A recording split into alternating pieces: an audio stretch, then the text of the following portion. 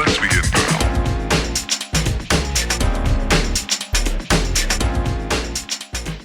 How's it everyone, Grant here, welcome back to the channel, and in this video I'll be showing you some photos and videos from the Sony Xperia XZ1 compact right here in both good light and low light to give you a better idea of how the cameras are performing. Right now it's a bit of a mixed lighting scenario where I don't have any overhead lights. I've got a couple of fill lights and the lamps that you see back here. So obviously this is a front facing camera so you can see how it's doing in this type of a lighting situation. But I know a lot of people probably want to see the XZ2 compact, and I will be bringing that to the channel, probably the next phone I review here. But the XZ1 compact only came out in, I believe, October of 2017, so barely 7 months old right now. It's not a very old phone, and I really want to see how it performs and showcase that to all of you, because if it meets your needs, you might be able to save a few bucks and go with this instead of the more expensive XZ2 or XZ2 compact. And also, this has the same 19 megapixel rear camera, the motion eye camera that you find on the original XZ Premium, as well as on the XZ2 and XZ2 compact. So I really want to show you what this particular phone could do.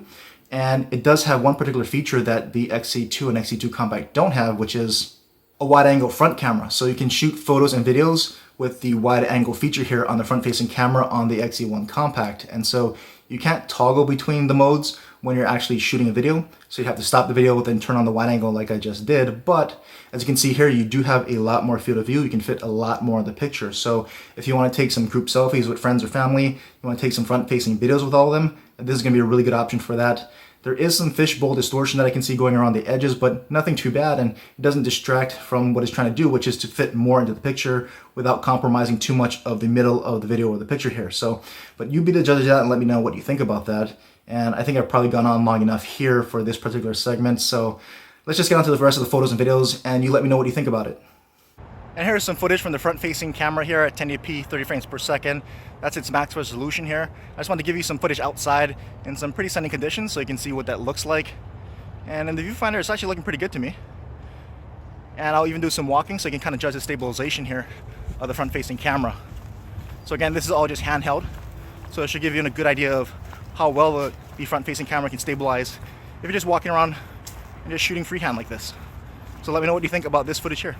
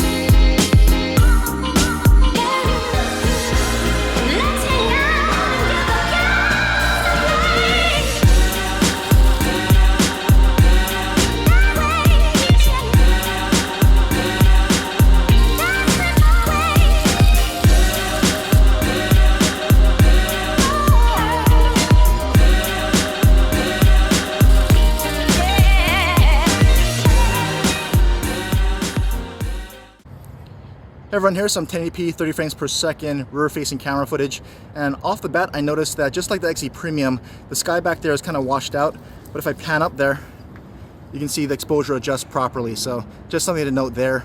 And I'll pan over to the cell tower and we can test some zoom out, and we'll zoom in maybe about halfway, so about 4 times there. We can go all the way 8 times digitally, which as expected is going to be a little bit grainy, but not too bad and fairly stable. You can pan over here at full zoom so you can see what that looks like, and we'll zoom back out and we'll do some autofocus tests on the post. So we'll focus in on the post, and that was pretty quick, and refocuses pretty quickly as well. So some really nice autofocus speeds here from the XZ1 compact, as well as some nice shallow depth of field with that blurred out background. Let me do some stabilization test. I'll walk down the stairs, and Sony has its steady shot, which has been traditionally very good at stabilizing video footage. And so this should look pretty good and pretty stable, especially at 1080p.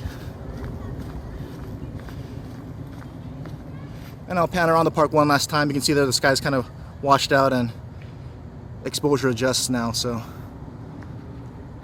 But that's a quick 1080p, 30 frames per second sample clip there. And here we are again in the park at 1080p, this time at 60 frames per second. So it seems like the exposure in the sky is still the same issue. But pan up there, you can see it readjust the exposure.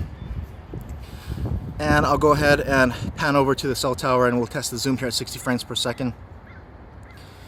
And we still do get 8 times digital zoom. And again, we'll pan to the right so you can see what that panning looks like at full zoom. Back it out and do the autofocus test here. And still some really nice autofocus speeds at 60 frames per second here. And we'll go ahead and do some stabilization. So I believe we still have steady shot, but it is harder to stabilize 60 frames per second video, so pay attention to see how this looks compared to the 30 frames per second at 1080p. And again, one last pan around the park. But there you go, 1080p, 60 frames per second here on the XZ1 Compact. And lastly, here is the same camera test at 4K this time. I don't see any kind of a time recording limit here, so it looks like you can do unlimited 4K recording on the XZ1 Compact or until it gets too hot and shuts down. I did get a warning when I first turned on the camera that if it gets too hot, it will shut down, so that could still be a problem here, but we'll see. This short clip shouldn't be too much of an issue, and we can do the zoom test again at 4K. Still have 8 times digital zoom at 4K. That actually looks clearer here in 4K than it did in 1080p. I'll pan over to the right. Yeah, this definitely looks clearer at full zoom. And we can do some quick autofocus tests again on the post. So still quick autofocus and refocus, as you can see there, even at 4K. And lastly, we'll do some stabilization tests, which is a lot harder at 4K. I think you do get steady shot here, but the results will speak for themselves, I suppose.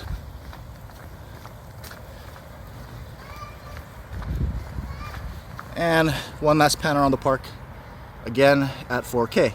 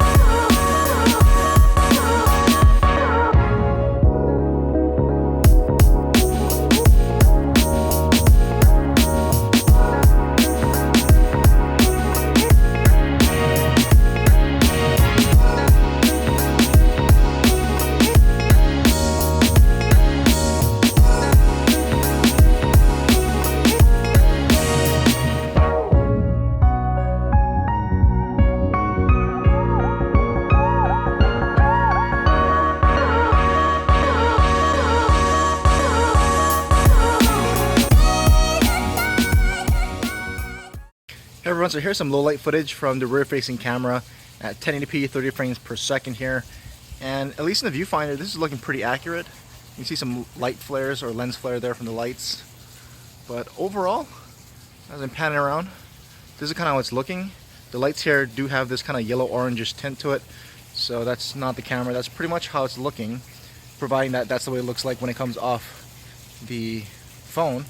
But in the viewfinder, it's looking pretty good, pretty accurate here at 1080p 30 frames per second. As you can see there, as I pan into the lights, you can see some of the lens flaring up there. But other than that, the picture, at least like I said in the viewfinder, looks pretty clean. And we can go ahead and do some walking. And we can also see how the audio sounds here as I get next to the fountain. And I'm not sure if my voice is still coming across okay, but that is just some quick 1080p 30 frames per second footage here from the Xperia XZ1 compact. So here's the same scene being shot at 1080p 60 frames per second from the rear facing camera, and in the viewfinder it's looking a lot darker. And as I pan around here, so overall it's definitely a lot darker. Again, at least in the viewfinder, not really sure how this is looking once I offload it and showing you what you're seeing, but that's at least what I see here as I'm recording.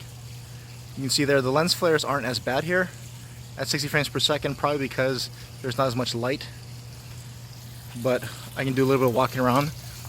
So we can also test the stabilization in low light at 60 frames. And one last pan around here. But that's a quick 1080p 60 frames per second sample there. Hey everyone, so here's the same scene being shot at 4K this time, and it's even darker than it was at 1080p 60. But as I pan around here, you can see what that looks like.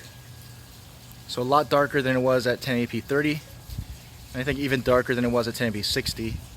As I pan around here, you can see still got some lens flare going on with the lights. But that's what it looks like when there's a little bit more lighting over there.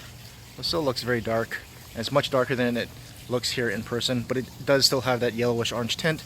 That's just how the lights are colored, and here's what the stabilization looks like as I walk around here shooting in 4K. So one last pan around here, and there's your sample from the rear facing camera in 4K.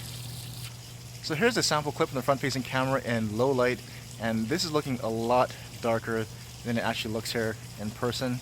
So it doesn't look like to be a very good low light performance here from the front facing camera. So if you want to record video in some low light conditions, you might be out of luck with this camera as it's looking pretty dark, unless it changes when I offload the video. But just to give you a quick sample clip there, and I'll give you a quick wide angle sample coming up right about now.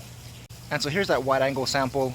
I have the phone the same distance at arm's length as I did in the normal lens shot there. So just a quick wide angle sample from the front facing camera to give you an idea of the field of view here, but it's still really dark and definitely much darker than it is here in person.